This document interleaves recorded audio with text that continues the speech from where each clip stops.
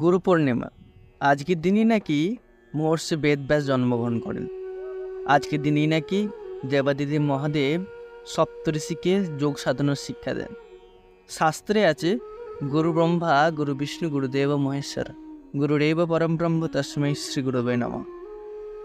গুরুই কি একই সাথে ব্রহ্মা বিষ্ণু মহেশ্বর হওয়া সম্ভব? মহাপুরুষদের মতে গুরুই পারেন তার অনুগামীদের অন্ধকার থেকে আলোর পথ দেখাতে।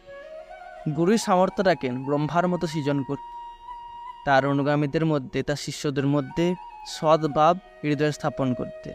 আবার গুরুই পারেন তার শিষ্যদের মধ্যে পালন বিদ্যা শেখাতে। আবার গুরুই পারেন দেবাদিদেব মহাদেবের মতো হৃদয়ের যে সুপ্ত বদ অভ্যাস সেগুলিকে ধ্বংস করে। তাই প্রাচীনকাল থেকেই গুরু শিষ্যের পরম্পরা চলে আসছে।